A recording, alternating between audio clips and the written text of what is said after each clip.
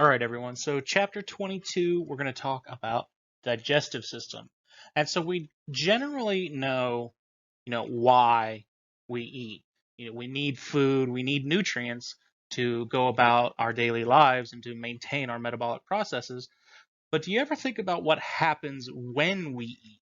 So, what is happening to that food that converts it from a hot dog or a pizza into usable chemical materials that your cells can use?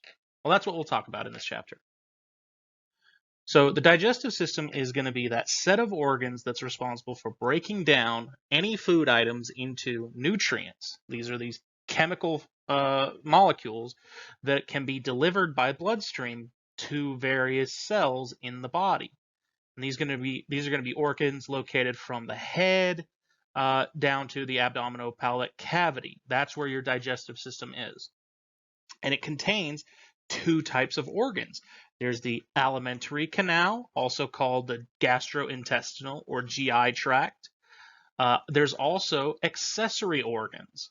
So the good way to think about this is that the alimentary canal is going to be this one continuous tube through which food passes. It's going to be the tube that begins at the mouth and ends at the anus, and all the fleshy tube that goes in between the pharynx, the esophagus, the stomach, the small intestine, and the large intestine. All of this is one continuous tube called the alimentary canal. Everything that isn't part of the alimentary canal but still assists in digestion is called an accessory organ. And typically these are located near or around the alimentary canal. And these are going to be the teeth, the tongue, salivary glands, the liver, the gallbladder, and the pancreas. And now in most cases, food does not come in contact with the accessory glands. And the distinction here is teeth and tongue. These are exceptions to that rule, because obviously your teeth have to come in contact with food to break it down, and your tongue pushes it back down your throat. So really quick, just test yourself. Which of these is not an accessory organ? Which one is not an accessory organ? It's the small intestine, because it's part of the alimentary canal. It is not an accessory organ. Very good. And so here's we're going to see that this entire system, and if we dissected it all out, this is what it would look like over here on the right. And you see it broken down into the left and right. You see the alimentary canal and the accessory organs. The alimentary canal, of course, begins at the oral cavity, heading down the pharynx and the esophagus into the stomach, from the stomach into the small intestine, and finally from the small intestine into the large intestine, and eventually the rectum and anus. The accessory glands begin with the teeth and the tongue, which for some reason are not marked on here, but then they move on to the salivary glands, the liver, the pancreas, the gallbladder, and all of these work to assist digestion and absorption of materials and nutrients by the human body. So if you think about it, the most fundamental function of the digestive system is to do what? It's to digest. It takes in food into the body, and then it breaks it down into the component nutrients so that those can be used by cells. But the digestive system also plays a pretty critical role in electrolyte and fluid balance, and in that it takes in water and electrolytes such as sodium and potassium ions through food items, and it will deliver them from the lumen of these digestive organs into the bloodstream. Other functions of the digestive system include mineral ingestion, vitamin ingestion, hormone production, and the excretion of metabolic wastes. And the digestive system really has to do 6 basic processes in order to carry out these functions. First, the food and water have to be brought into the digestive system via ingestion, and this occurs through the mouth under normal conditions. Digestive organs also have endocrine and exocrine glands that work to secrete a variety of substances such as mucus, enzymes, acid, and hormones, all of this in an effort to aid further digestive processes. Then ingested food and liquids have to pass from one organ to the next. This is done through propulsion. And propulsion is largely accomplished due to peristalsis. This is the rhythmic contraction of smooth muscle cells of the alimentary canal. And this peristalsis is also, this propulsion is also going to be aided by mucus secreted by these multiple organs. After propulsion, you also need to digest. That's the food breakdown. And there are two kinds of digestion, where there's mechanical digestion, in which digestive organs physically break food down into smaller pieces. Teeth do this by chewing, mixing food by movement, by the muscles of the alimentary canal. All of this works to break down these larger pieces into smaller pieces. And then you also have chemical digestion. And chemical digestion involves enzymes secreted by these organs that catalyze reactions, breaking down chemical bonds within the food particles until only small compounds called nutrients remain. Then you have absorption, and this is when the food particles are mechanically and chemically digested. Nutrients are now able to move through the wall of the alimentary canal into either blood or lymphatic vessels. This is a process called absorption. Now, water, electrolytes, and vitamins are also absorbed into the blood in the same manner. So it's not just nutrients, food nutrients, it's also vitamins, minerals, and ions of water. Then you have certain ingested materials that are not, digestible or usable by the body. And these materials are going to continue their transit through the alimentary canal until they exit the body as feces through a process called defecation. Defecation also provides the body a way to eliminate certain metabolic wastes. Do note that defecation is really just simply a specialized form of propulsion.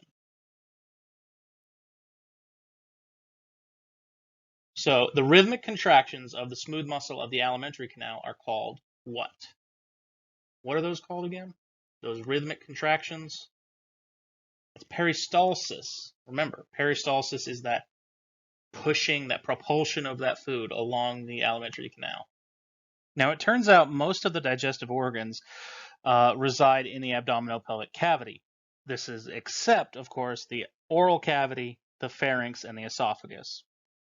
Inside the abdominopelvic cavity, they share a common set of serous membranes, blood vessels, and nerves, all of which we're going to look at. So the abdominal cavity houses the largest serous membrane in the body. This is called the peritoneal membrane or the peritoneum. And like the serous membranes that surround the heart and the lungs, this consists of two layers, with the outer layer being called the parietal peritoneum. This lines the inner surface of the body wall.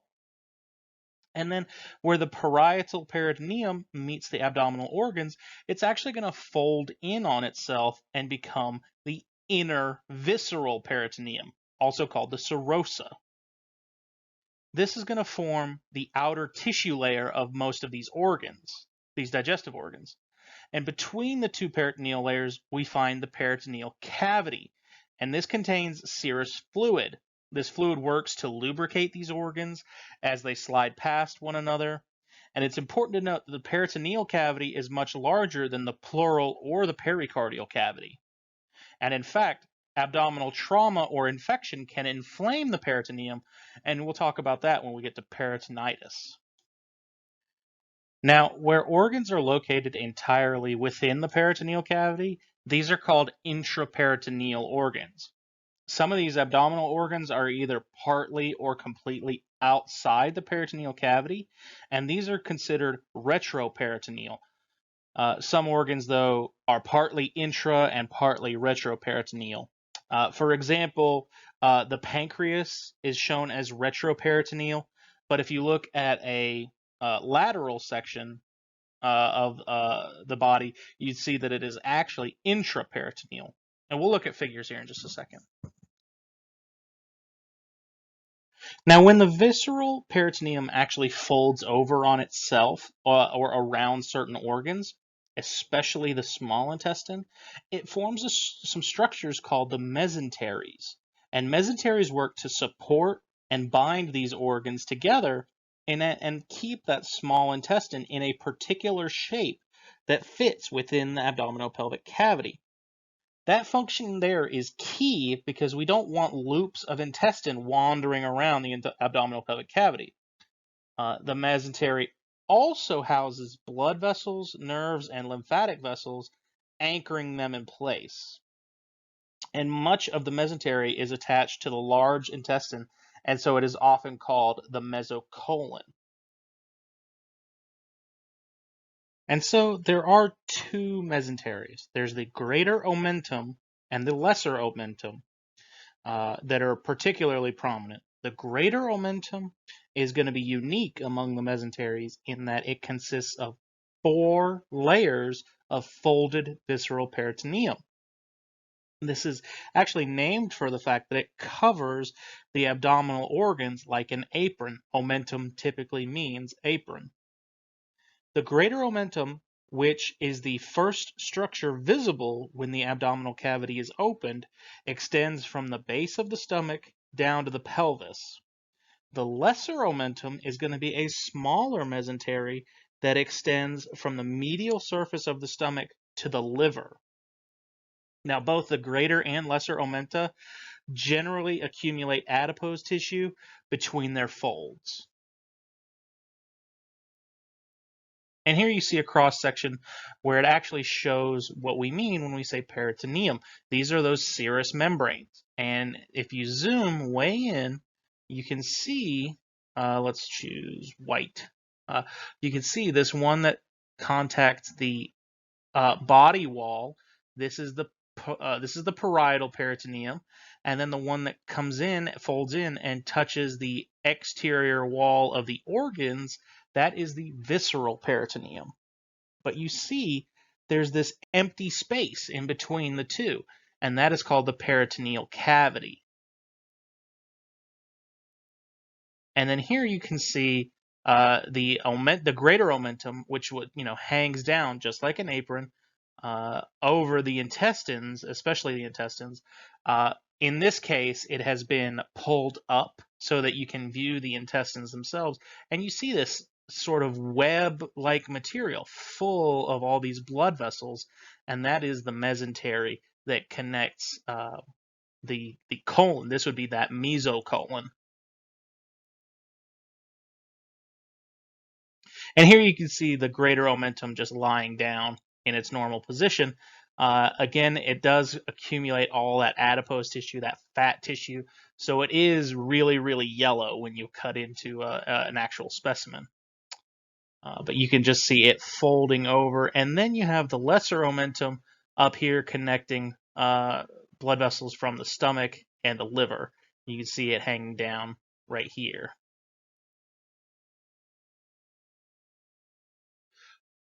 So really quick, this layer of serosal membrane is in direct contact with and forms the outer layer of the small intestine. Which one of these forms the outer wall? I'm so sorry. Forms the outer wall of the small intestine. It is the visceral peritoneum. Remember, a good way to remember this is visceral typically means organ, and parietal typically means on the outskirts of or on the side of. So if it's the serosal membrane in direct contact with these organs, it's the visceral peritoneum. So we talked about peritonitis just a little bit. This is going to be inflammation of the peritoneum, and this generally results when blood or an abdominal organ may leak into the peritoneal cavity. Usually this is due to some sort of trauma that'll either rupture a blood vessel or an abdominal organ, and it very often involves a bacterial infection. Now, abdominal pain is typically the most common symptom, but a lot of patients experience what is called rebound tenderness, in which they feel little pain when a hand is placed on their abdomen, but a significant amount when it is removed. And this is because that inflamed peritoneal membrane snapping back into place is actually what causes the pain. The treatment for peritonitis typically involves an antibiotic therapy and maybe surgery to correct its underlying cause. Most patients will typically recover, but it can prove fatal if it is left untreated. Now, because these organs are so responsible for moving nutrients into the blood vessels, you got to figure they're extensively supplied with these blood vessels and nerves. You learned previously that blood vessels that supply and drain the abdominal pelvic organs are called splanchnic. This is the splanchnic circulation. The arterial supply of these digestive organs consists of branches from the abdominal aorta, including the celiac trunk, the superior mesenteric artery, the inferior mesenteric artery, and branches from each of those. The digestive organs are then drained by a set of veins that drain into the hepatic portal vein. The hepatic portal vein then delivers blood from the liver, to the liver for processing. Blood will drain from the liver via hepatic veins, which in turn deliver blood to the inferior vena cava. Now, remember that there are two branches of the autonomic nervous system. Remember, there's the sympathetic nervous system, the SNS, and the parasympathetic nervous system, the PSNS. As you guys learned in the PNS chapter, the peripheral nervous system chapter, there is a cluster of nerves, and a cluster of nerves is called a plexus. And the nerves of the sympathetic and parasympathetic divisions that serve this abdominal region of digestive organs is located in three main clusters. There's the celiac plexus, the superior mesenteric plexus, and the inferior mesenteric plexus. Note that these clusters have the same names as the arteries that supply the digestive organs. In addition, there is a self-contained branch of the autonomic nervous system collectively known as the enteric nervous system, or the ENS. This typically refers to just the enteric intestine. This supplies the alimentary canal from the esophagus to the anus with that innervation. Nerve plexuses of the ENS work with the sympathetic and the parasympathetic nervous systems in order to control secretion from and motility of the alimentary canal. Now let's take a look at the various layers of these hollow organs. And typically the organization is going to follow pretty much the same. There's going to be the serosa on the outside. And remember, this is going to be what? This is going to be that peritoneum, that visceral peritoneum. Then you have this muscularis externa, which basically just means outside muscles, and you have the various layers of that. Then you have the submucosa, okay? Submucosa just under the muscularis externa. Under that, you have the mucosa, which is surprising. This may confuse you, submucosa and then the mucosa. I promise that's not intentional. That's not an intentional confuscation. Just try to remember submucosa in this case means around the mucosa. And then inside you have that hollow lumen. For the most part, the organs of the alimentary canal pretty much follow the same general tissue pattern that other hollow organs you guys have studied follows. There's going to be concentric layers of tissue surrounding a space called the lumen. Just like all the other hollow organs, those of the alimentary canal contain an inner epithelium, a layer of connective tissue, a layer of smooth muscle, and an outer layer of connective tissue. And most regions of the alimentary canal have four named tissue layers. There's going to be the mucosa on the inside, it's that inner epithelium, the submucosa, which is going to be the layer of connective tissue, the muscularis externa, which tends to be that smooth muscle layer, and then there's either going to be the serosa or the adventitia. Both of these are going to be that outer layer of connective tissue. Now, the deepmost layer is called the mucosa, and this is going to consist of three different components. First, there's a layer of epithelium facing into the lumen. Followed after that is a thin layer of loose connective tissue called the lamina propria. And finally, deep to that, you're going to find two thin layers of smooth muscle known together known as the muscularis mucosae. This epithelium from the stomach to the end of the large intestine is a simple columnar epithelium with copious mucus secreting cells like those goblet cells you guys have already learned about. This mucus is going to coat the epithelium, mostly protecting it and the underlying tissues from any ingested food and chemicals secreted by digestive organs. The mucosa also houses regenerative epithelial cells that have a high rate of mitosis. These cells allow the mucosa to replace epithelial cells as they're damaged or sloughed off in the alimentary canal.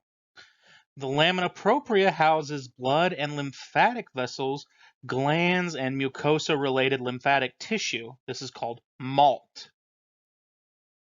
The two layers of the muscularis mucosae are going to be arranged in different directions, with the inner layer being circular and the outer layer being longitudinal. As we'll discuss in a little bit, this arrangement mostly allows the propulsion motion as the two layers contract alternately. Now, the submucosa is composed of dense, irregular connective tissue, along with blood and lymphatic vessels, as well as submucosal glands.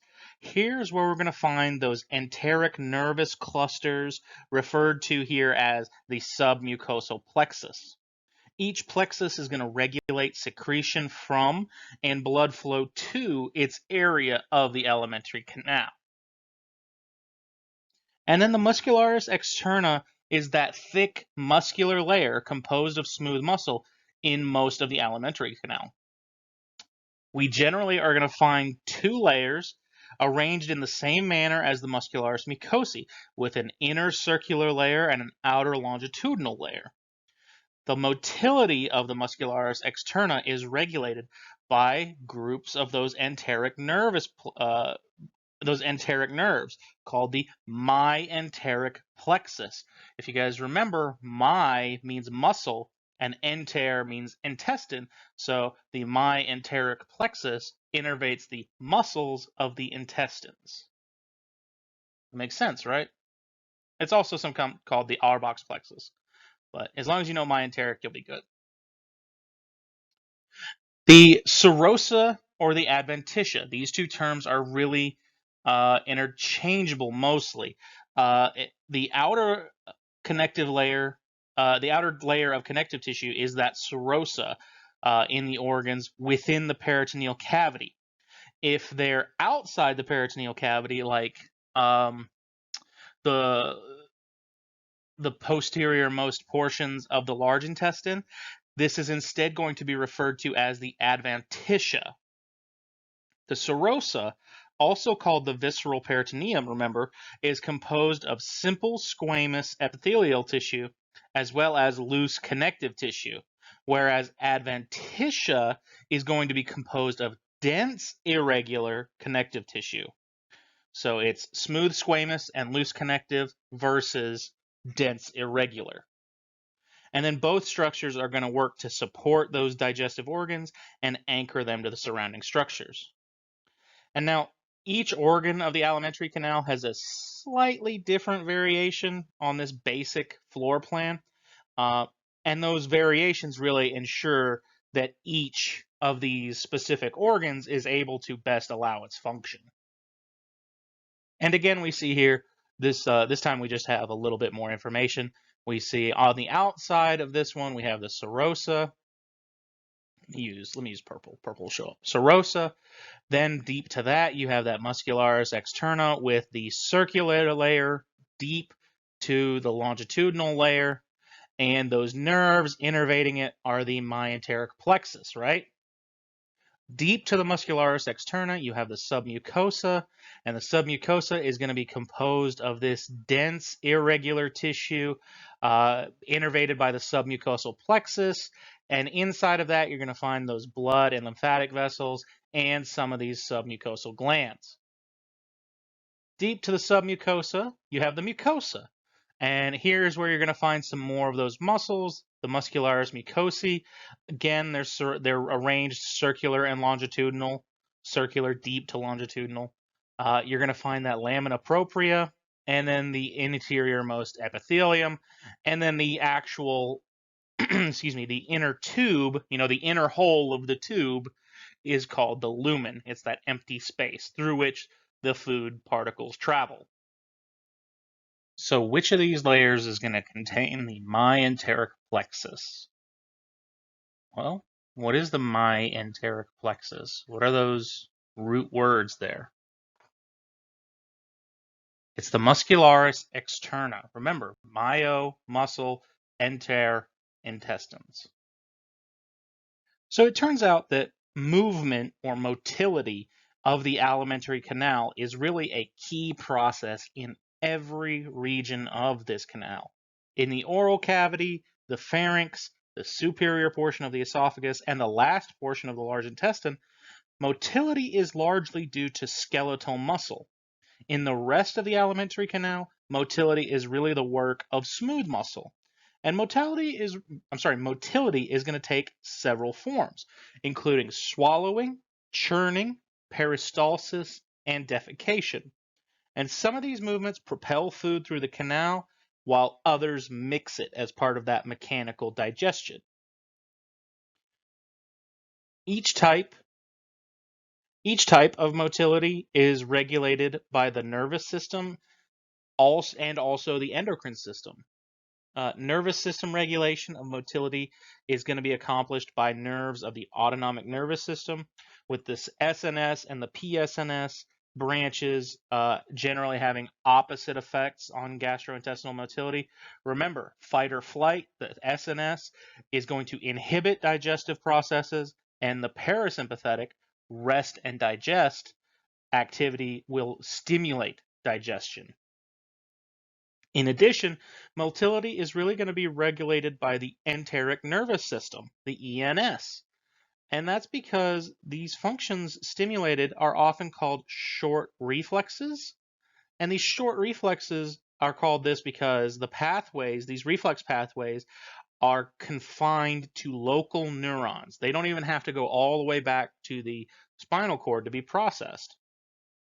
In contrast, functions stimulated by the autonomic nervous system are typically called long reflexes because they have to travel outside the local digestive neurons to the central nervous system to function. In addition to nervous input, there's also endocrine input, regulation by hormones. Many of these hormones are actually paracrines that are going to be secreted by digestive organs themselves, especially the stomach and small intestine. Each hormone is going to bind to a receptor on its target cell, and it's going to regulate some aspect of its function. Hormones generally stimulate or inhibit motility of the alimentary canal. Often, this is going to be done together with one or more neural systems. The first stop on the digestive system tour is actually the oral cavity or the mouth. And 4 of the digestive processes are actually going to be taking place here. There's ingestion, secretion, chemical and mechanical digestion, and there's propulsion. Although the oral cavity is technically part of the alimentary canal, it does house 2 of the accessory organs, the teeth and the tongue. And there's also 3 pairs of accessory organs called the salivary glands, and these are going to be located in or around the oral cavity. Together, these organs turn this ingested food into a moist, chewed mass called a bolus. The posterior oral cavity, called the pharynx, and the esophagus then deliver this bolus to the stomach through the process of swallowing. In this chapter, we're going to look at the structure and the function of the oral cavity and its associated accessory organs, the pharynx and the esophagus. Then we're going to look at how swallowing works. So I'm going to let you look at this photo before we get into everything, and then I'm going to give you this photo again after we look at everything, and you'll be able to ID all this stuff. You're going to see the lips, the teeth, the tongue, the tonsils, the palatine tonsils, the uvula, the difference between the hard and the soft palates, the epiglottis, the larynx, and then the oro, naso, and pharynxes. Now, in that photo, you saw the oral cavity is the area behind the teeth and bounded up superiorly by the palate and inferiorly by the tongue. There, the lateral walls of the oral cavity are formed by the cheeks, which are largely composed of the buccinator muscles, and then lined internally by stratified squamous, non-keratinized epithelium cells. The cheeks terminate anteriorly as the lips, and these lips are formed by the orbicularis oris muscle and then covered with stratified squamous keratinized epithelium. The integument is going to cover most of the lips, but the portion near the mouth is called the red margin, and this is going to contain less keratin than the surrounding skin. As a result, the red margin is fairly translucent, and the blood in the vessels of the dermis is much more visible, and that's why people's lips tend to be a little more red than the surrounding skin. The mouth's inferior wall is composed of muscles of the tongue and muscles that attach down there to the hyoid bone. Posterior to the lips and cheeks, you're going to find the gums or the gingivae. And these gums or gingivae are going to be covered with stratified squamous non-keratinized epithelium overlying connective tissue and the maxilla and the mandible bones. And that's where the teeth are housed. You're going to see a narrow band of mucosa called the labial frenulum that attaches the internal surfaces of the upper and lower lips to the gums on the midline. This narrow space between the teeth and the gums and the internal surfaces of the lips and cheeks is called the vestibule. A good way to think of that is that's where someone sticks their dip. If they're dipping, they're going to stick a big fat piece of chew in between their lips and their gums, and that's the vestibule.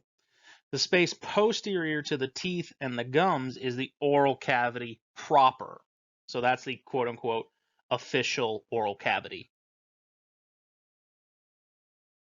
Now, the roof of the mouth is going to be its superior boundary, and that is the palate, which contains of two portions.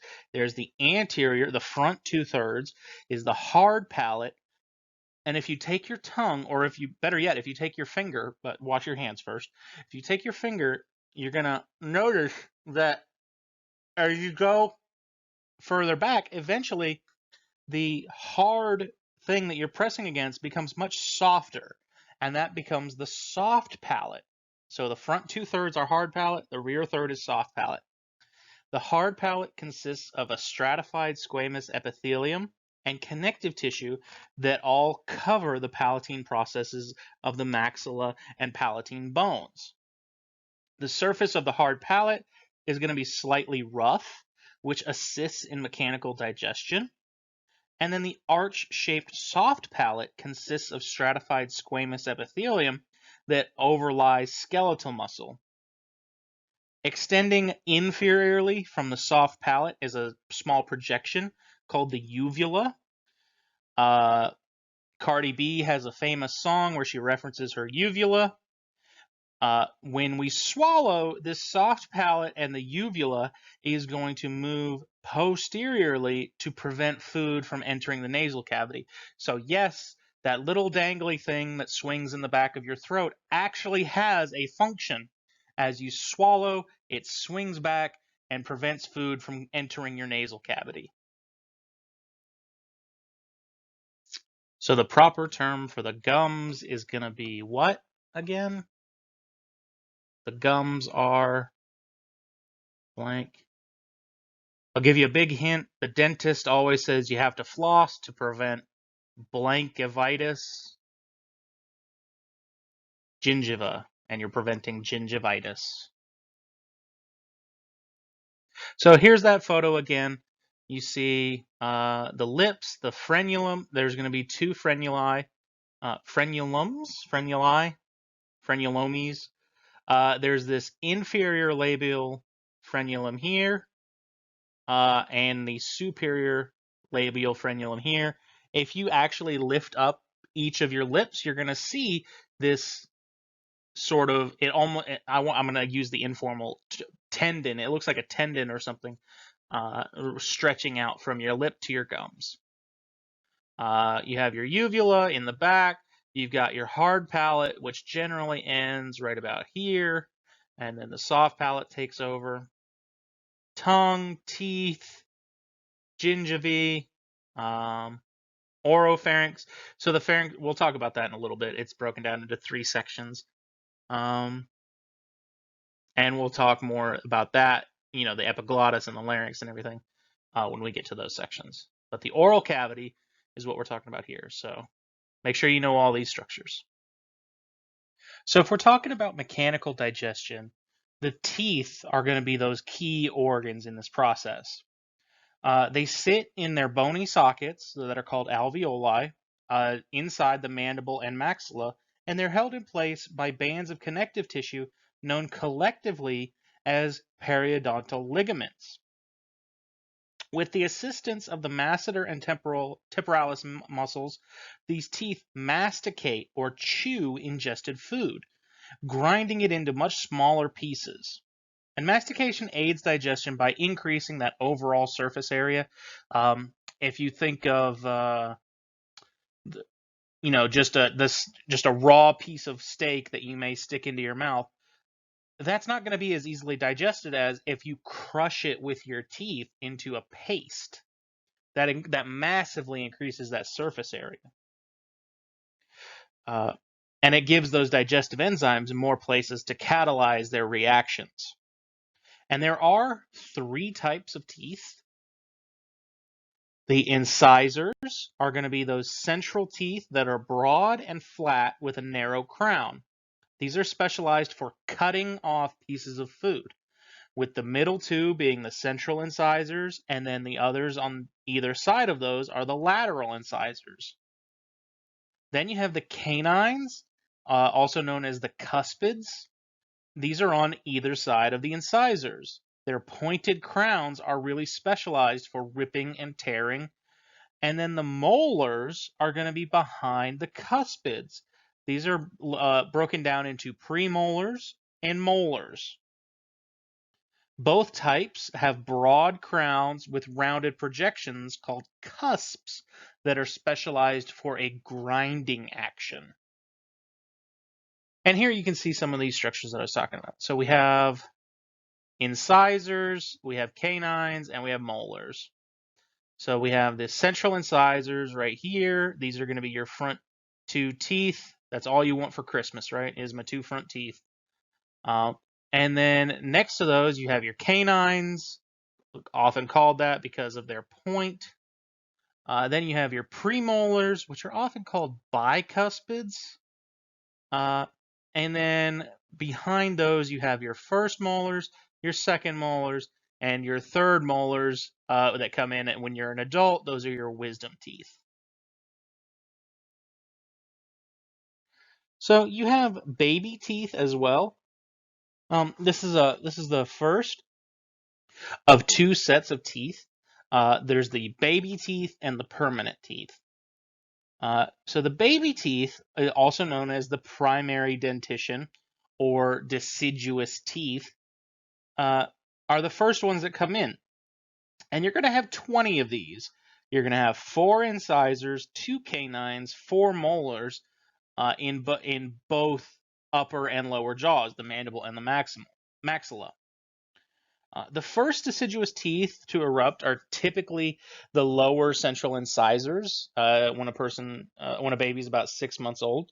And deciduous teeth will really continue to erupt at a rate of about one pair of teeth per month until 24 months or 2 years old, at which time typically all 20 teeth are usually present. There's also the secondary dentition, or the permanent teeth. And these are situated above the primary dentition in the maxilla and below it in the mandible.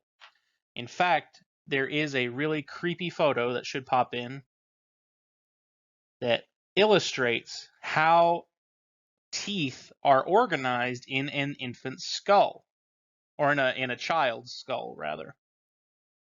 And when the child is about 6 years old, these permanent teeth, are going to enlarge and begin to press on the deciduous teeth. This is going to cause the root to gradually dissolve, and the deciduous tooth will then fall out of the bone. The permanent tooth will eventually erupt and take its place, and there are 32 of these permanent teeth. In both the maxilla and the mandible, you have 4 incisors, 2 canines, 4 premolars, and 6 molars. And generally, by 12 years old, all of the deciduous teeth have fallen out, and every tooth except the third set of secondary molars have erupted. And those are the wisdom teeth. And the wisdom teeth typically erupt between ages 17 and 21. Oftentimes, they can remain embedded in the bone. This is a condition called impaction. And any tooth really has the potential to become impacted, but wisdom teeth are more impacted more often than any other teeth, simply because of their position at the back of the jaw, and they have to be removed surgically. Here we see all those teeth I was talking about. In the baby teeth, the primary dentition, you see the 2 central incisors, then you see a lateral incisor, a canine, and 2 molars, both on the mandible and the maxilla.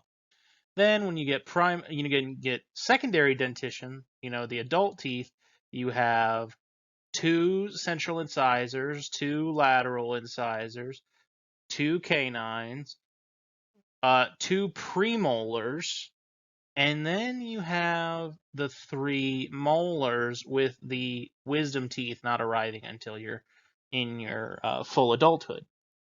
And again, those are both on the mandibles and the maxillas. And then over here on the left, you see that photo that I was talking about, where this child, you see their teeth maturing still in their jaw bones and just waiting to push their primary dentition out. Now, how many permanent teeth are there? Permanent teeth, not baby teeth.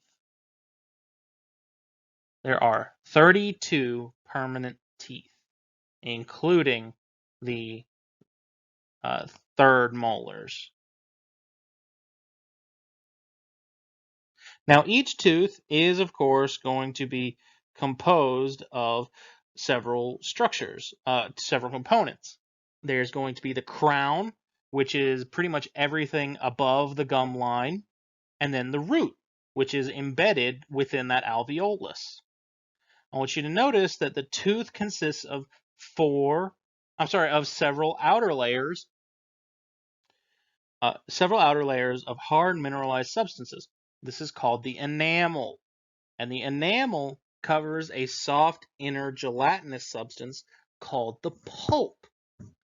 Enamel is almost entirely composed of secreted calcium hydroxyapatite crystals, and this only has a small amount of organic material in it. This makes enamel the hardest substance in the body, allowing it to endure those forces that accompany chewing. And the cells that secrete enamel deteriorate soon after the tooth erupts, so the body is actually not capable of repairing damaged enamel. And that's where you get those cavities, which are just holes in the enamel that you're completely incapable of repairing without dental work. Now, on the outer portion of the root of the tooth, you're going to find a different kind of mineralized bone-like tissue called cementum. Cementum is really composed of about half calcium hydroxyapatite and half organic compounds like collagen fibers. This is approximately the same composition as bone, and for this reason, cementum is about as hard as bone. The periodontal ligament that extends collagen fibers into the cementum, this is going to help this substance cement the tooth in place. Then you're also going to have the inner layer of mineralized tissue in both the root and the crown, and this is called dentin, and this is composed about 70% calcium hydroxyapatite, and this makes dentin the second hardest material in the body. However, dentin has some degree of elasticity, which is critical for preventing that overlying enamel from fracturing when chewing hard substances. Think of porcelain. Porcelain is very hard, but very, very fracturable. With this slightly softer core, this allows that to just barely flex. And unlike enamel, dentin is formed throughout the life by cells called odontoblasts that line its inner surface. The final component of the tooth is that inner pulp, which is composed of loose connective tissue and housed within the central pulp cavity of the tooth. And the pulp contains blood vessels and nerves that supply the other tissues of the tooth with nutrients and innervation. The pulp cavity generally extends into the root via a very thin root canal. And occasionally the pulp becomes infected, which results in an inflammation and a great deal of pain. When this infection risks the health of the tooth, a person may undergo a root canal procedure, and that is to remove the pulp from that pulp cavity and that root canal, and then fill that newly hollow space with some sort of inert material. And here we can put it all together. On the outside, you see the very hard enamel with the slightly softer dentin just underneath it. Of course, everything above the gum line is the crown. Everything right here at the gum line is called the neck. And then everything below the gum line is the root. Now, under the dentin, deep to the dentin, you have the pulp inside of this pulp cavity. And it's going to have the nerves and the blood vessels that supply all these tissues with their oxygen and nutrients. In here, you also have the periodontal ligaments, which work to anchor this tooth to the bone. You can see one of those here, and they just extend the entire way around the tooth. In addition to that, you can see the periodontal ligaments actually connect to that slightly softer tissue called the cementum right here, and that again, that helps cement the tooth in its place. And when we're talking about the pulp cavity, we can pretty much say that this square here is the pulp cavity, and then each of these thinner sort of legs, it almost looks like a pair of pants to me. And so the legs of the pants are actually the root canals. So as far as the clinical aspect for your teeth, bacteria tend to accumulate in very small defects in the tooth enamel. And when they're there, what they do is they metabolize on nutrients on the tooth's surface, particularly any simple sugars that appear. Their metabolism is going to produce very acidic byproducts that dissolve that enamel and are going to result in dental caries or dental cavities. And the bacteria then multiply and produce more acids, which expand further into the cavity and then eventually further into the underlying dentin.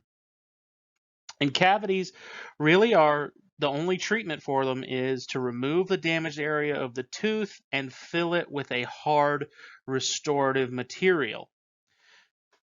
However, the best bet is to just stop. It's just to prevent cavities from being formed in the first place. And the key weapon here is fluoride, an ion that increases the hardness of enamel, particularly in children. And you may have heard that fluoride was added to public drinking water, and that's true because it was added in many countries, including the United States, and to toothpaste and mouthwashes, and this greatly decreases the incidence of dental caries. And then there are other preventative measures that include brushing and regular flossing, applying dental sealants, taking calcium supplements, and overall reducing sugar intake. These are all ways that you can prevent cavities by slowing that bacterial growth. Now we're going to move on to the tongue. And the tongue consists of skeletal muscle that is covered with a layer of stratified squamous epithelial tissue. It is connected to the floor of the oral cavity by a thin band called the lingual frenulum. Lingual typically just means tongue. And this prevents the tongue from moving too far posteriorly. You may have heard that urban legend that you're supposed to put your wallet in their mouth while they're having a seizure to stop them from swallowing their tongue. But as long as that lingual frenulum is intact, that's literally impossible. Also, the fact that someone having a seizure can easily choke on anything that you put in their mouth. Don't ever put something in someone's mouth if they're having a seizure. Roll them on their side and comfort them when they stop seizing. And call an ambulance, obviously. Do recall that the epithelium of the tongue is arranged into those small projections called papillae. And there are those four kinds: filiform, fungiform, circumvallate, and foliate papillae. All of them, except the filiform, contain those taste buds that work to detect chemicals associated with the different taste sensations. Filiform, while having no role in taste, are instead covered with a stratified squamous keratinized epithelium that makes the surface of the tongue rough, and this aids in mechanical digestion. Now, human tongues have a limited number of keratinized cells, so our tongues don't really feel rough to the touch. However, if you've ever been licked by a cat, you'd notice that their tongues have a large number of keratinized cells that are responsible for their sandpaper-like texture. And there are two groups of skeletal muscles that control this movement of the tongue. They're both extrinsic and intrinsic. The extrinsic muscles are going to control a position of the tongue. The extrinsic muscles, which are involved during the ingestion phase, move the tongue during chewing and help turn the food into a bolus. The intrinsic muscles are going to control the size and shape of the tongue. And these really just push the food against the hard palate during chewing, and that assists in mechanical digestion and also helps push the bolus posteriorly during swallowing. So as we begin to talk about the salivary glands, I just wanted to give you guys a photo so that you would know what I'm talking about. Here we see the parotid gland or parotid gland. You see the submandibular gland. Its name really gives it away. Submandibular, under the mandible, as well as the sublingual gland right here. Again, its name really gives it away. Sublingual, under the tongue. And I just wanted to give you guys just a tease so that as I go into this, you know what structures I'm referring to. Now, the other accessory organs, aside from the teeth, that are in the oral cavity or around the oral cavity are going to be the salivary glands. And there are three pairs of salivary glands, all of which work to secrete saliva. This is a fluid that contains water, enzymes, mucus, and other solutes, and they typically secrete them through some sort of duct into the oral cavity. There are those three pairs. The first is the parotid glands. Parotid typically just, if you break it down, para means beside, otid, the ota is ear. So it's beside the ear. These are large glands located just over the masseter muscle, anterior to the ear, and they secrete saliva through the parotid duct, which passes over the masseter muscle and pierces into the buccinator muscle that opens into the oral cavity near the second molar. And these parotid glands are going to secrete 25 to 30% of all saliva. Then you have the smaller submandibular glands that are located medial to the inferior portion of the body of the mandible. So they are below and in the middle of the mandible. They secrete saliva through the submandibular duct, which empties into the floor of the oral cavity. Now, despite their smaller size, they are very active. They actually secrete between 65 and 70% of total saliva. And then you have the sublingual glands. Again, these are just under the tongue, and they secrete saliva through several very small sublingual ducts that empty into the oral cavity just under the tongue. They are the smallest of the glands and secrete only about 5% of the total saliva. If you've ever actually tasted something sour and then you moved your tongue up towards the roof of your mouth and you've shot out that stream of saliva, some people call it, if you've ever gleeked, that's actually using that sublingual salivary gland.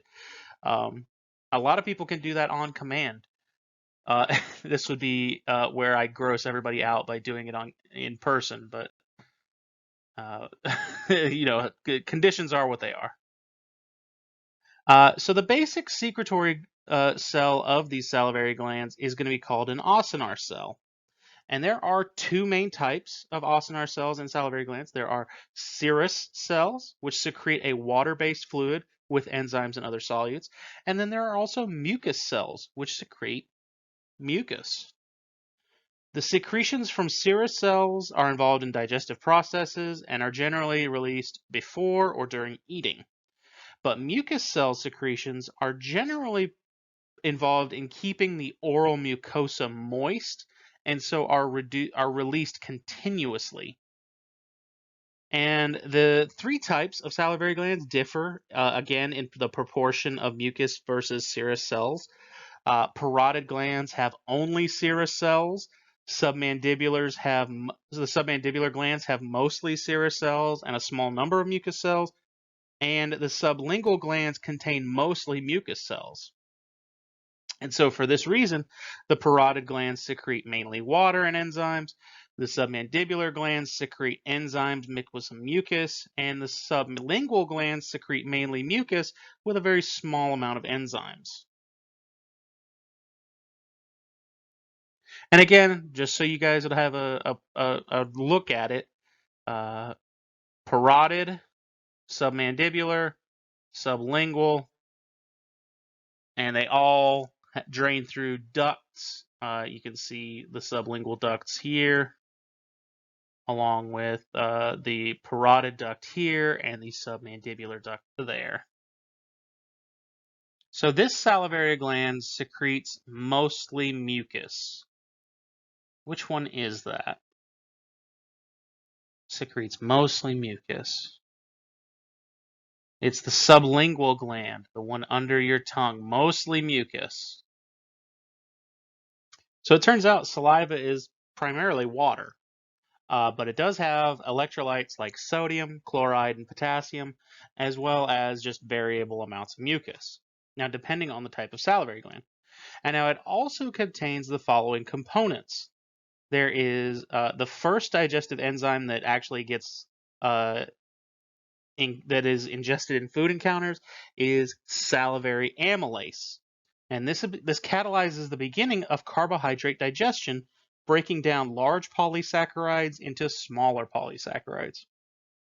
There's also lysozyme, and lysozyme catalyzes the perforation of bacterial plasma membranes, and that allows bacteria killing substances in the saliva to enter and kill the bacteria. And I want you to remember that antibody immunoglobulin A, or IgA, This is also found in many of the body's secretions, including the saliva. IgA typically binds to specific antigens on pathogens, and then it mediates their destruction. And you also have bicarbonate ions in the saliva that, when eating and flow rates of saliva are high, basic bicarbonate ions are added, and their primary function is to neutralize any acid from the stomach that may regurgitate into the esophagus. So this helps to prevent heartburn, basically. Now, saliva does perform many functions in the oral cavity, including moistening, lubricating, cleaning the oral mucosa. In addition, its lysozyme and IgA deter the growth of pathogenic bacteria, and then saliva also functions in mechanical digestion by moistening and helping mix ingested food into a bolus, and chemical digestion by actions of salivary amylase. And then finally, many of these food polymers actually dissolve in the water of the saliva, and the resulting monomers then stimulate the taste receptors on the tongue. And now that we've talked about saliva, we need to talk about salivation, the process of secreting from those three pairs of salivary glands. And it is primarily controlled by the parasympathetic nervous system in one of those reflex arcs that begins with sensory stimuli like smell or taste of food, which communicates that information to the salivatory nucleus in the brainstem. Parasympathetic fibers from the brainstem exit through the facial nerve to innervate submandibular and sublingual glands. And via the glossopharyngeal nerve, they work to innervate the parotid glands. Then neurons from these release acetylcholine into the ostinar cells. The ostinar cells are then triggered to secrete saliva. And this is funny because even the mere smell of food can trigger this reflex, which is why if you smell your mother cooking in the kitchen, that's why you may suddenly find yourself drooling or with anticipation, trying to get some of that stew.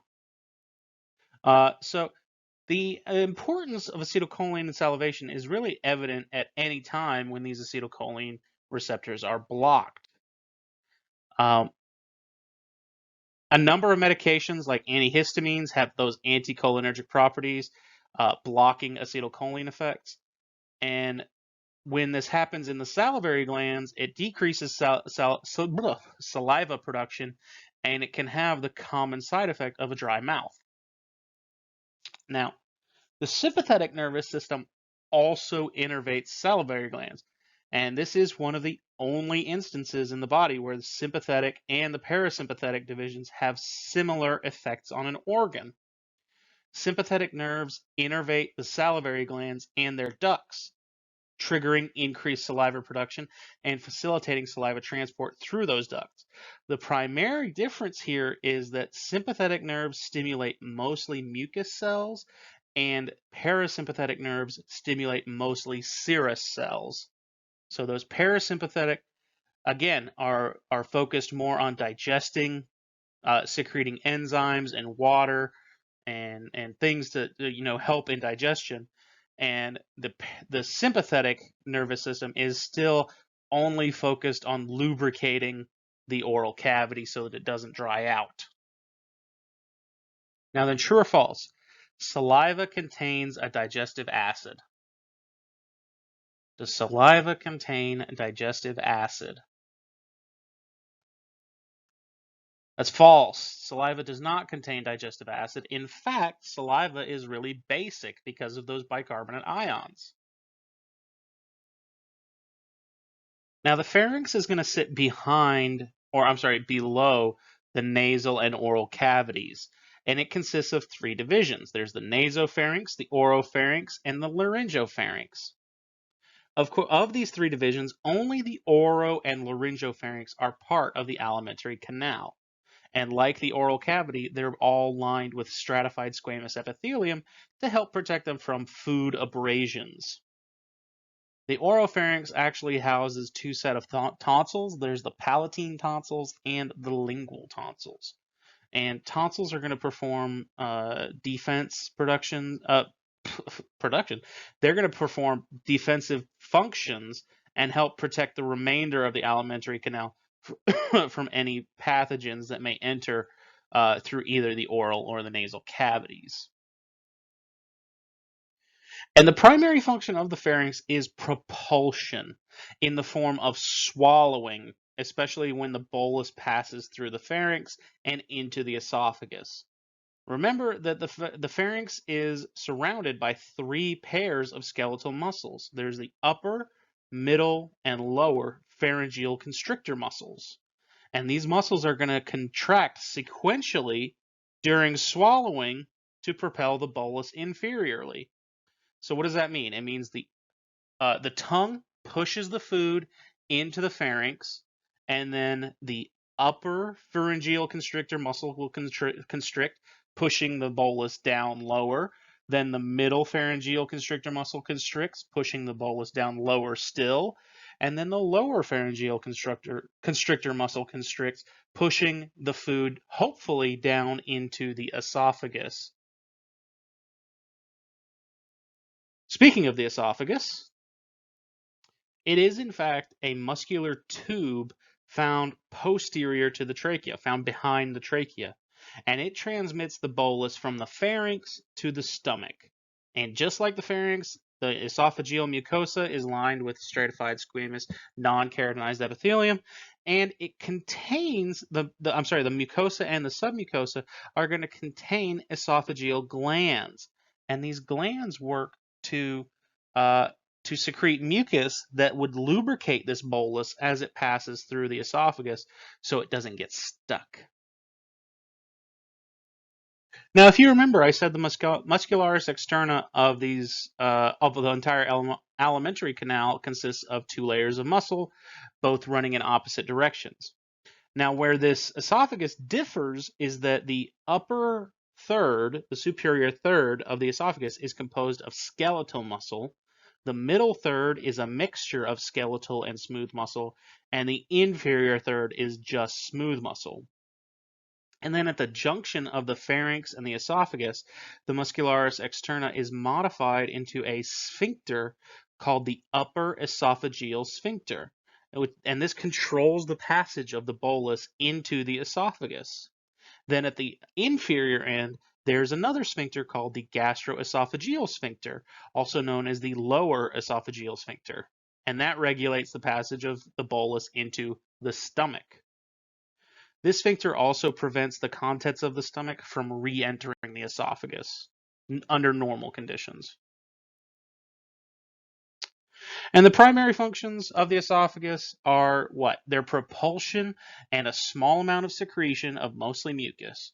During swallowing, the skeletal muscle and smooth muscle undergo peristalsis, which push the bolus down.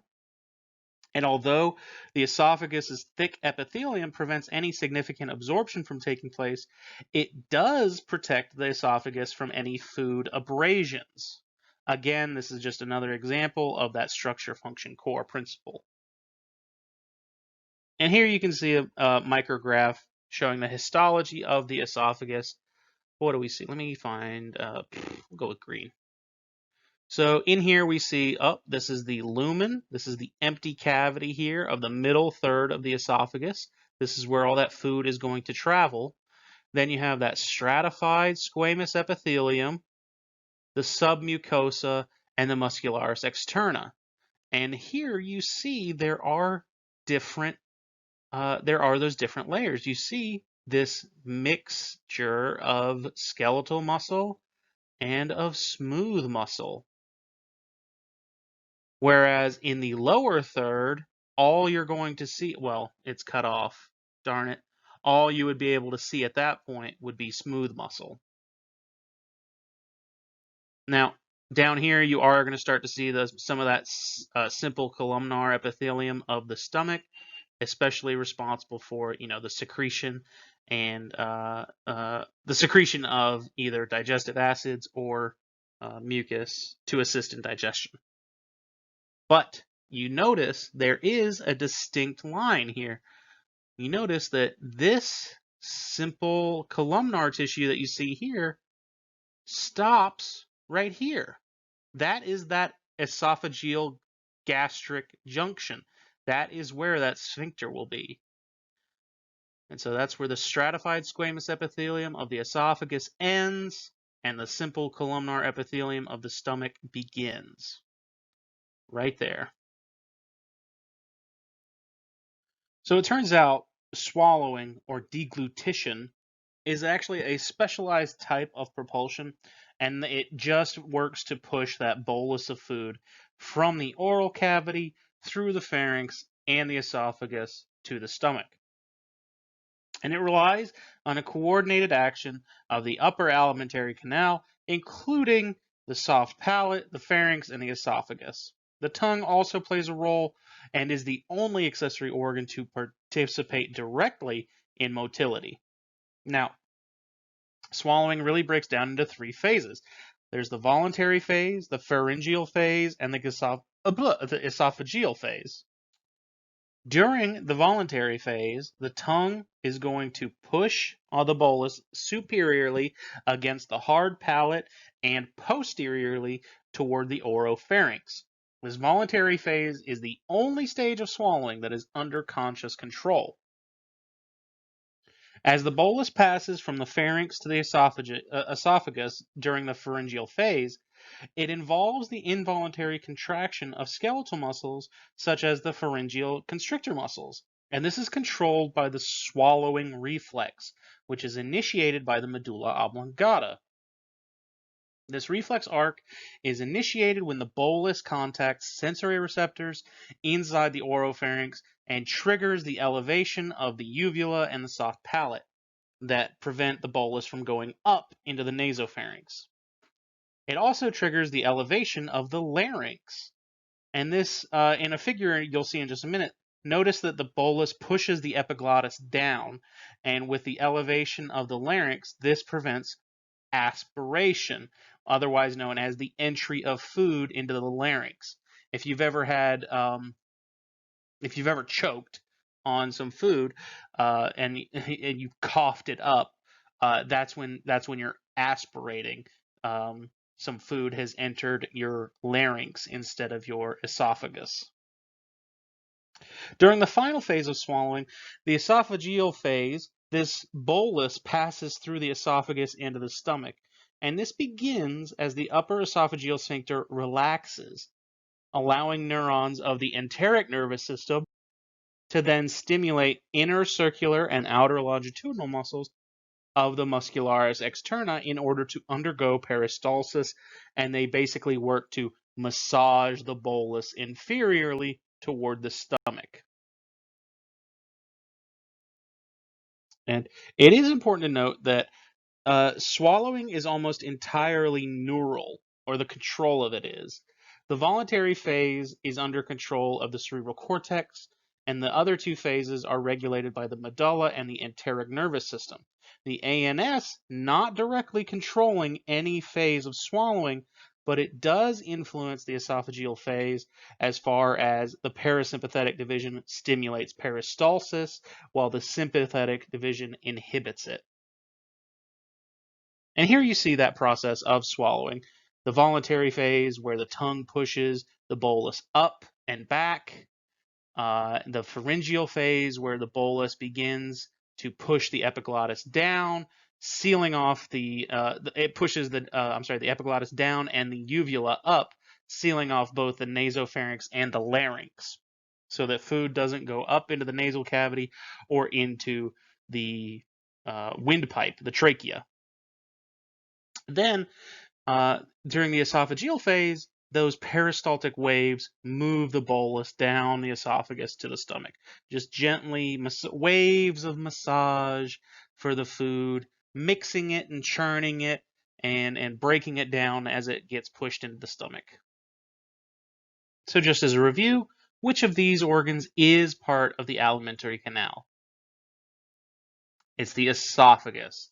The esophagus is going to be part of the alimentary canal because remember, the alimentary canal is the continuous tube that runs from the mouth to the anus, and the esophagus is part of that tube.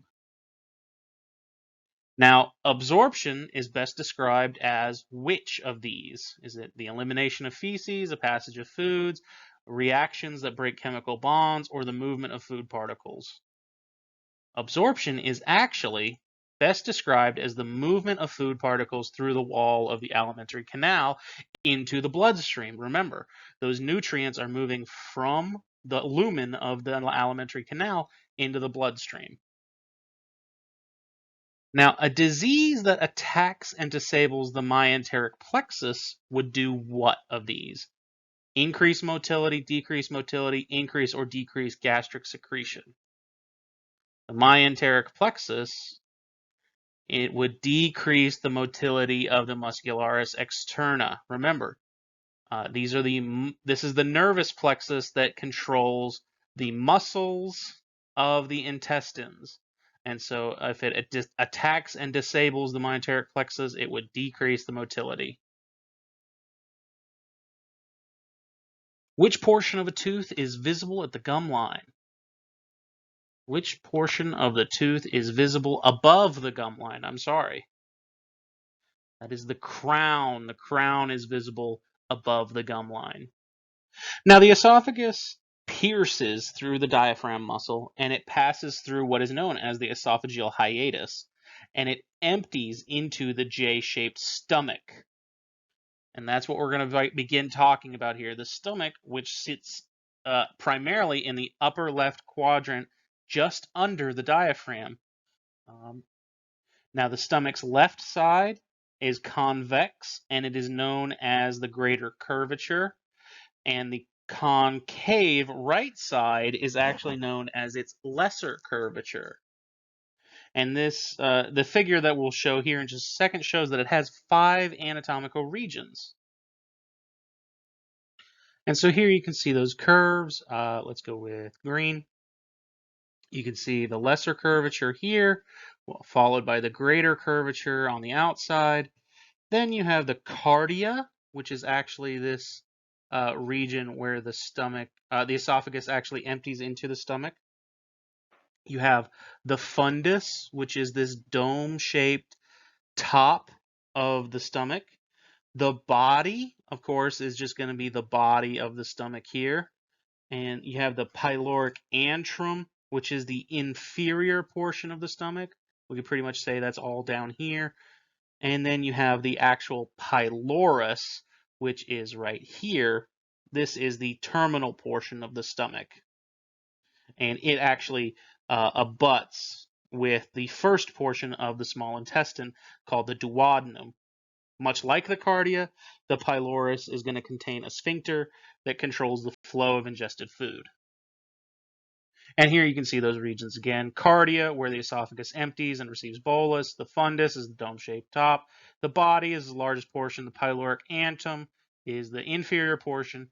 And the pylorus, the terminal portion, abuts with the duodenum, which is the first part of the small intestine, containing the pyloric sphincter. And then there's also, if you remember, if you saw, there were these folds, these rugae, and that actually allows the stomach to considerably expand.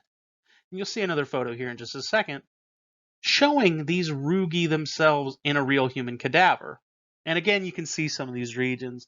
You see the cardia, where the food enters, the dome-shaped fundus, the body.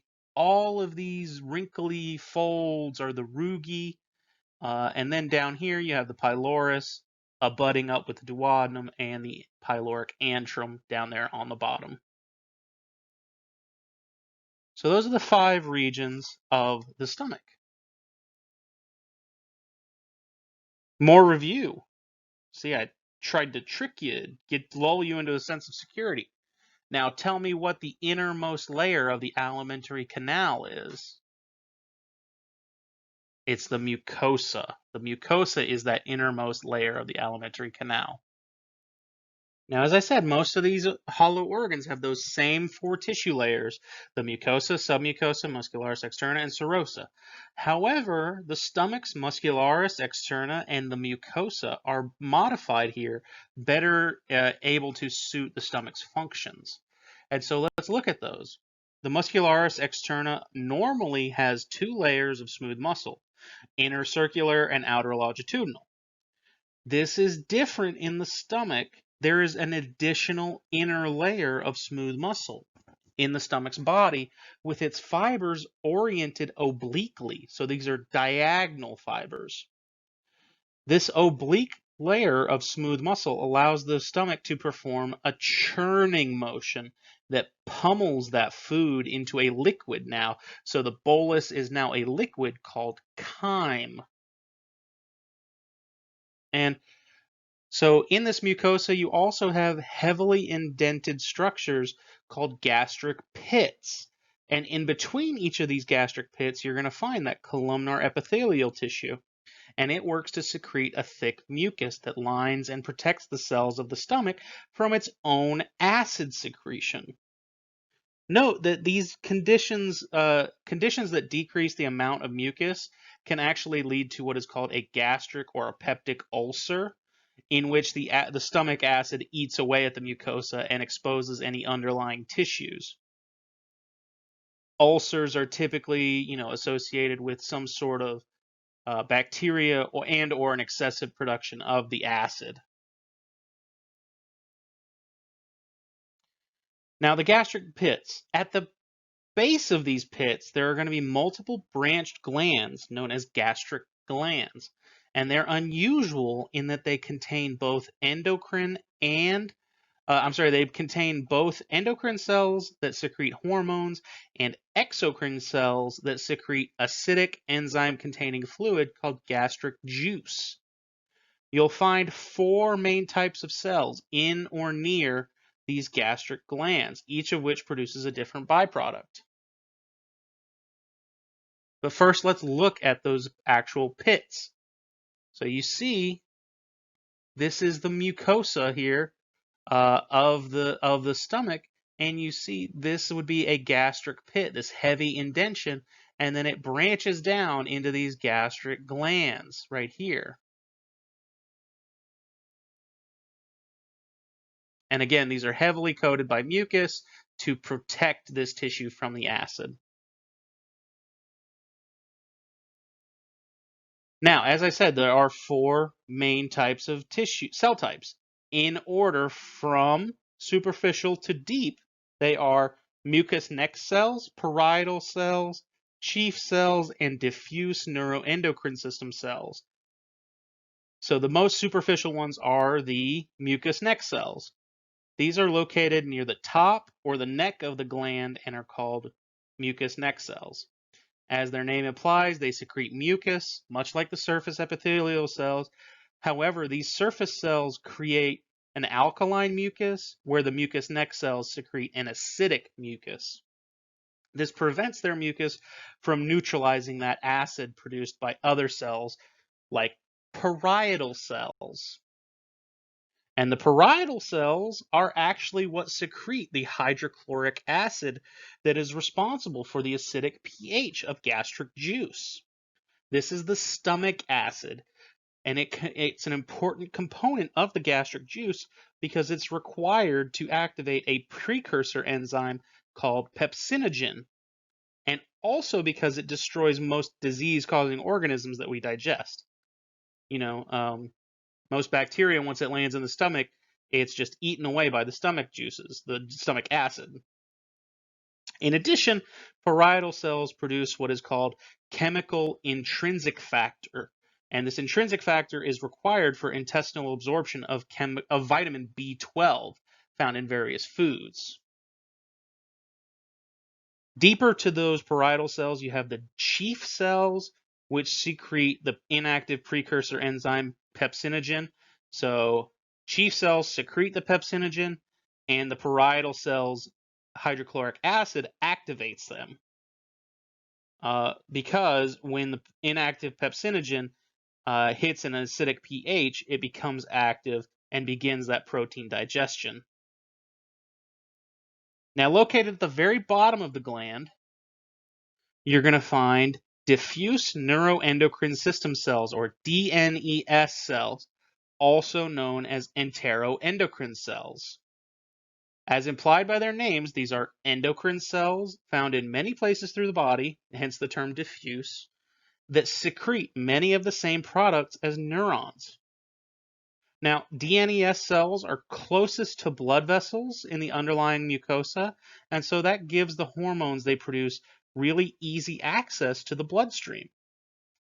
And DNES cells are found throughout the digestive system, and several different types are located within gastric glands. The DNES cells shown in the figure you're going to see in a second are going to be called G cells. These G cells produce a hormone called gastrin. This hormone, accompanied by histamine, produced by a different type of DNES cells, stimulates that acid secretion from parietal cells. And here you can see a gastric pit in the gastric gland being broken down by cell type. You see at the very top, you have the goblet cells and the simple columnar epithelium. Down below those, you have the mucous neck cells. Then you have parietal cells, chief cells, and then DNES cells.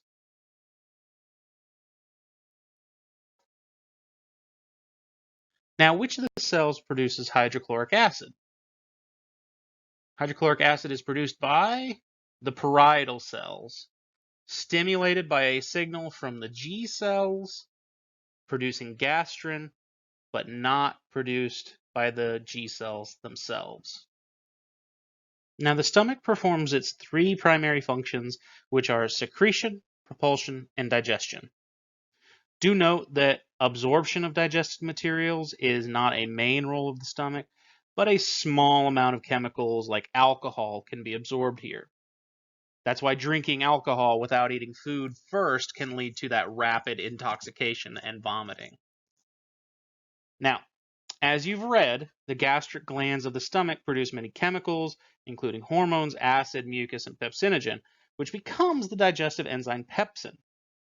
And pepsin is going to begin the chemical digestion of proteins, and the stomach's churning action begins mechanical digestion. When the stomach has completed churning, it propels the food, which was a bolus, now is called chyme, through the pyloric sphincter into the duodenum. Secretions from the stomach, particularly of acid and its motility, are now tightly regulated by endocrine and nervous systems. So let's look at the acid secretion from the stomach. Remember, gastric glands from the stomach secrete multiple exocrine products, particularly the hydrochloric acid released by the parietal cells. These hydrogen ions are secreted by an ATP-consuming pump in the plasma membrane called the hydrogen potassium pump, or a proton pump.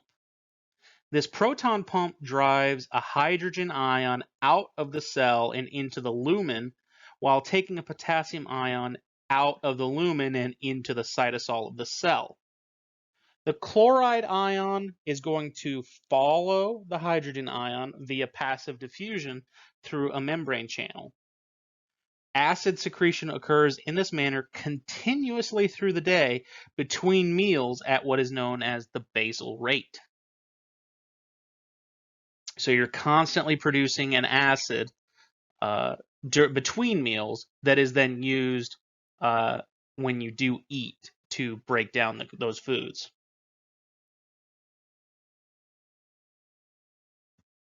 And here you do see that the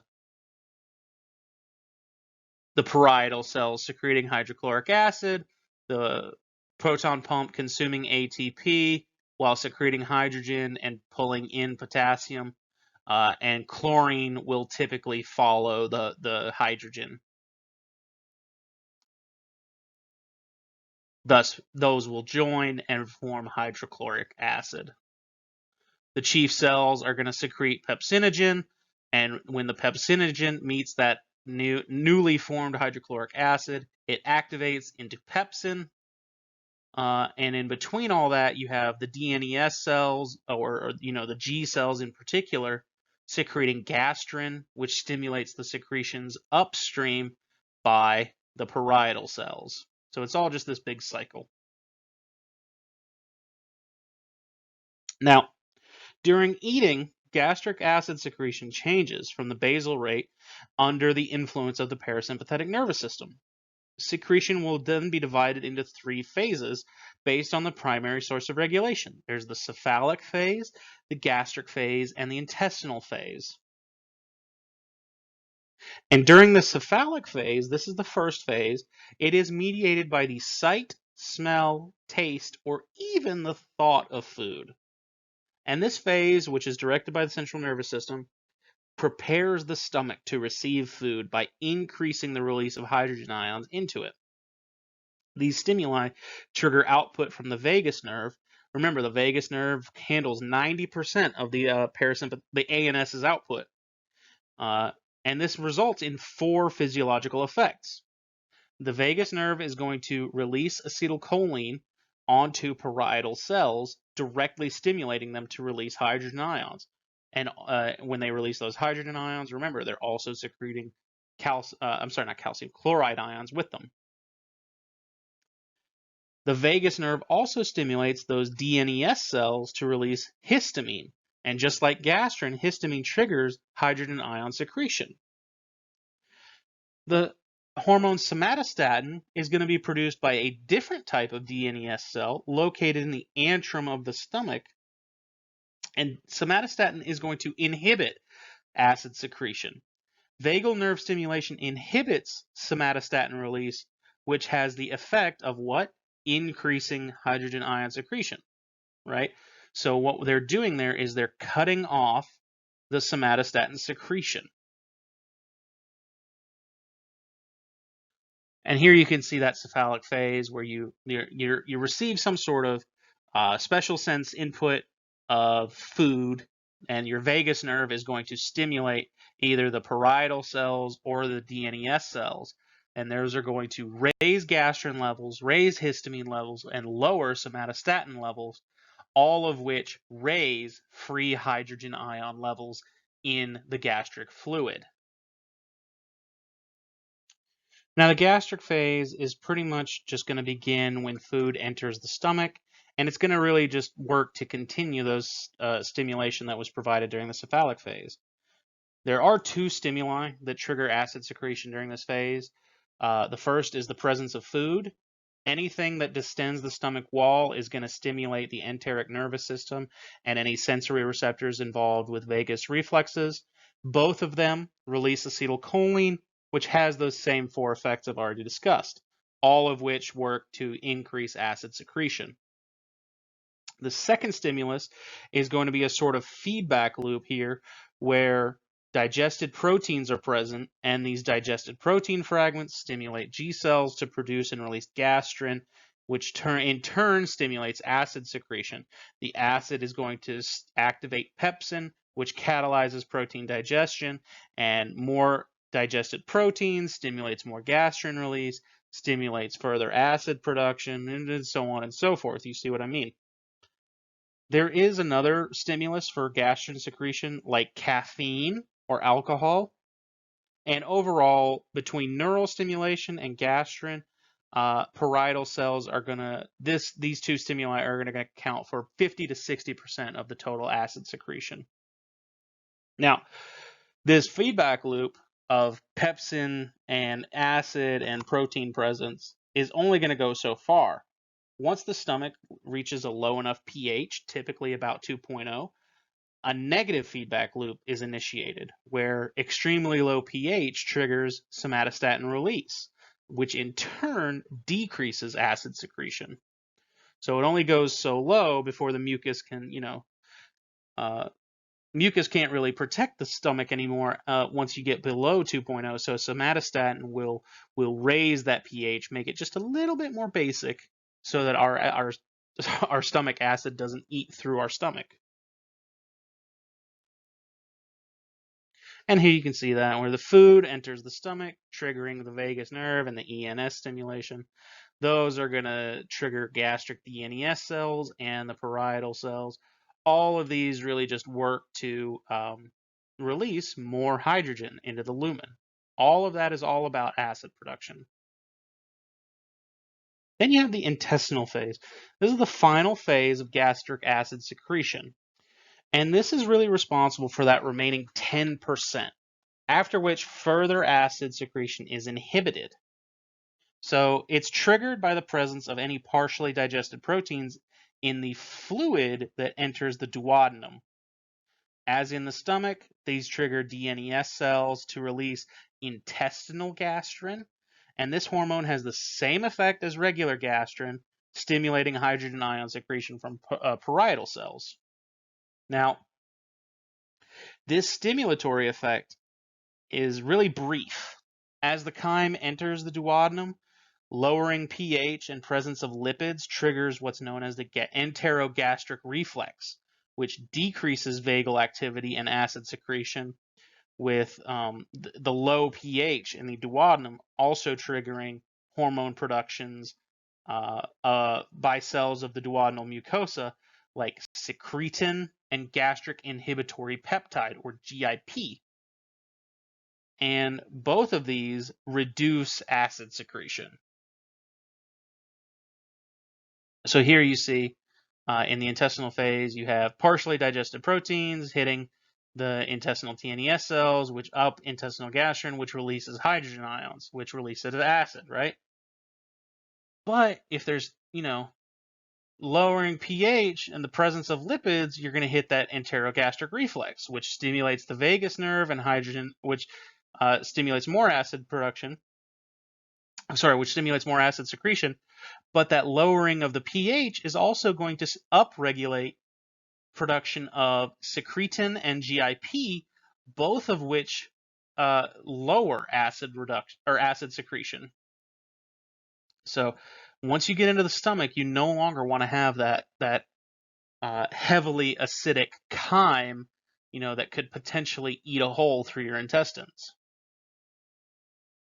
Now, there is such a thing called gastroesophageal reflux disease, otherwise known as GERD. And this really has to do with the fact that the GE sphincter is normally closed, except when you're swallowing. However, this mechanism can fail. And then if it does, any acidic chyme from the stomach can regurgitate into the esophagus. And if this happens on a chronic basis, it's called that gastroesophageal reflux disease, GERD. And it may lead to pain, difficulty swallowing, vocal cord damage, respiratory problems, and it could even lead to esophageal cancer.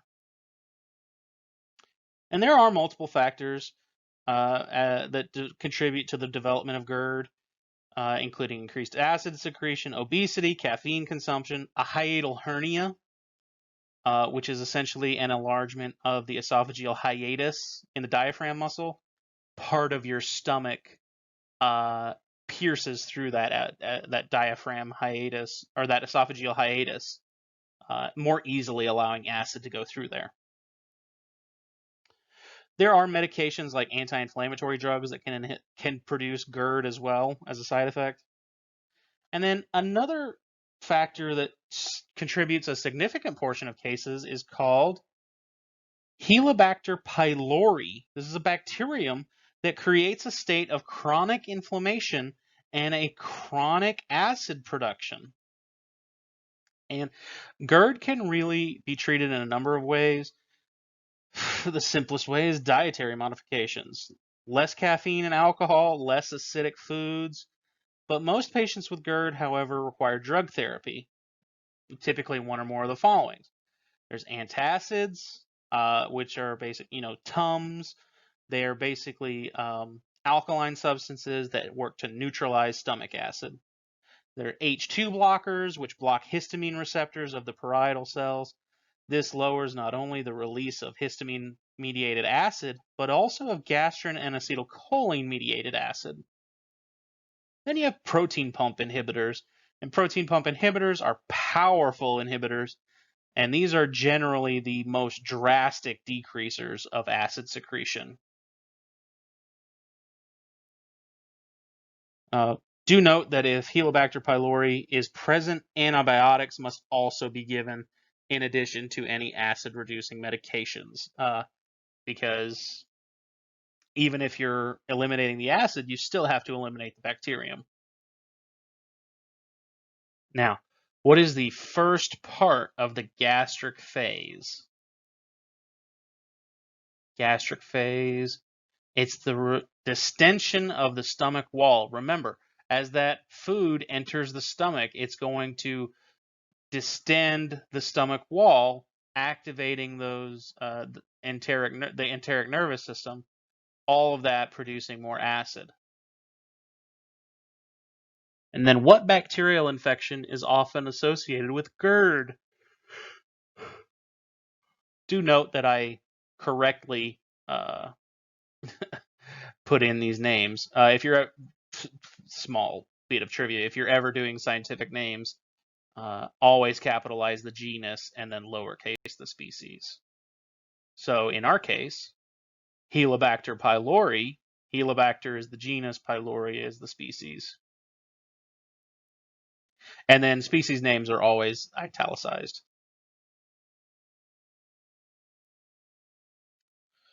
So the stomach has a motility that enables it to perform those three actions. First, it receives food from the esophagus, then it churns the incoming bolus into chyme, and it's also able to control the rate at which chyme empties into the small intestine. And at a resting state, the stomach only has about 50 milliliter capacity. But with those rugae, it is able to expand to 1,500 milliliters when filled with food and liquid. When the food and liquid is swallowed, the gastroesophageal sphincter and the smooth muscle of the fundus and the body of the stomach relax, allowing the stomach to fill. This is called receptive relaxation, and it is mediated by the medulla as part of the swallowing reflex and the vagus nerve. There's also the ability of the stomach. Another factor that allows the stomach to fill is that ability of the smooth muscle to relax when stretched.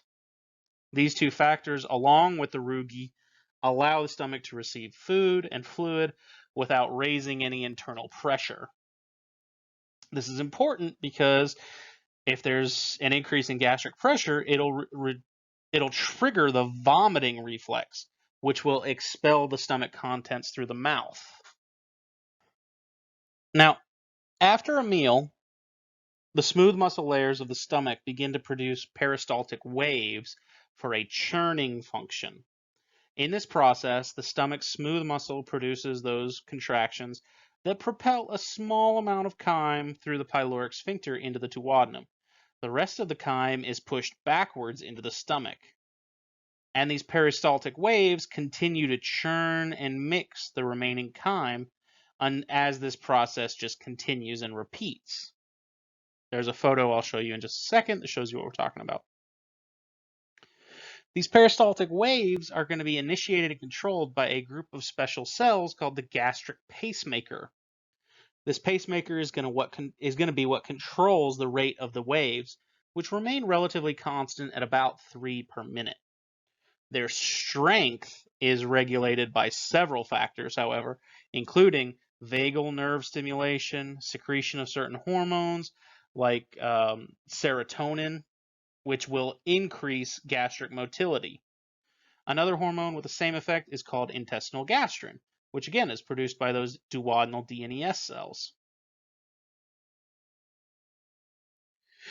You also have the emptying function of gastric motility, and this is to control the movement of chyme into the duodenum. As different materials pass through the pyloric sphincter at different rates, like liquids, like water, they move very rapidly from the stomach to the duodenum with essentially no delay. But solids have to be converted to a nearly liquid state before they're able to move into the small intestine. And this occurs relatively easily with carbohydrates and proteins, which mix with gastric juice with no problems. But lipids have a much harder time because they require extensive churning because they're hydrophobic. And a key factor that determines the rate of gastric emptying is the amount and composition of chyme in the duodenum. When duodenal sensory receptors detect a high degree of stretch, a low pH, a high lipid composition, or a high solute concentration in the chyme, they'll trigger a negative feedback loop that will actually delay gastric emptying. And this feedback loop is mediated by both the vagus nerve and several hormones, including secretin, cholecystokinin, gastric inhibitory peptide. Each of these is involved in secretion from the stomach and other digestive organs, and we'll discuss those shortly. But control of this gastric emptying is critical because the duodenum has to mix that incoming chyme thoroughly before it moves on to the rest of the small intestine. Two reasons. Chyme is highly acidic, and the duodenum has to mix it with bicarbonate ions to reduce the chance of damaging the intestinal mucosa. And two, the chyme is generally very concentrated, and it must be diluted with water from pancreatic juice to prevent the chyme from drawing water into the intestinal lumen via osmosis. As such, the duodenum can only process so much chyme so quickly, and it must actually therefore receive very small amounts at a time. So those peristaltic waves from the stomach are very crucial. And those you see here. So the stomach produces a rhythm that squeezes out a little bit of chyme into the duodenum. And then it relaxes and closes off the pyloric sphincter, and the waves begin again. And they push it down, and it secretes just a little bit more on the next one. As all of it is being just churned consistently and mixed and broken down into as liquid as it can, as liquid a state as it can be. Now, normally the stomach is only going to empty its contents in the duodenum, but occasionally stomach contents will go backwards in an unpleasant process called vomiting. Technically, it's called emesis. And vomiting includes a complex motor response mediated by several different groups of neurons in the brain. The first part of this response involves the relaxation of those smooth stomach muscle cells and the small intestine cells. This slows and then eventually stops propulsion through the alimentary canal. Then smooth muscle begins retrograde contractions. So where those peristaltic contractions would normally push this food toward the pylorus, now it's going in the opposite direction. And at the same time, the abdominal skeletal muscles and the diaphragm muscles contract, increasing intra-abdominal pressure, allowing the upper and lower esophageal sphincters to relax, the soft palate closing off the nasopharynx, and the larynx elevating so that the epiglottis covers the glottis. All of this is in an effort to prevent any of this acid that's about to come out from your stomach. It's to prevent the acid from entering your nasal cavity or your trachea, these very vulnerable areas. And it can be a response to a variety of stimuli, like emotional stress, an overfilled stomach, inner ear dysfunction, any irritants or toxins like alcohol or certain drugs, viral bacterial infections. And these stimuli are transmitted by a number of different sensory neurons, including the vagus nerve, mostly to a group of neurons in the medulla called the solitary nucleus. And these neurons integrate these incoming stimuli and then mediate the motor responses of vomiting. Any drugs that treat this vomiting condition are known as antiemetics, and they mainly act to block neurotransmitter receptors in the medulla, preventing those neurons from initiating the vomiting reflex. And although vomiting is typically unpleasant, it can actually be beneficial sometimes. Any irritants in the stomach can actually stimulate vomiting, especially if they're harmful. Like the common example is, I know Dr. Klein likes to say toad venom. Toads, if you don't know, produce a very potent venom from their parotid glands just behind their ears. They're those big lumps. And these are very emetic toxins. And so these aren't, he likes to always say, these aren't, oh my, I think I may vomit. Oh no. These are, these are really, really powerful emetic toxins. And so they will get they're designed to get that toad out of the predator's body. In our case, it's typically an evolutionary response to maybe these berries aren't good to eat. So if they're toxic, they may produce this emetic response. Now, the valve between the stomach and the small intestine is called what? This is the valve between the stomach and the small intestine.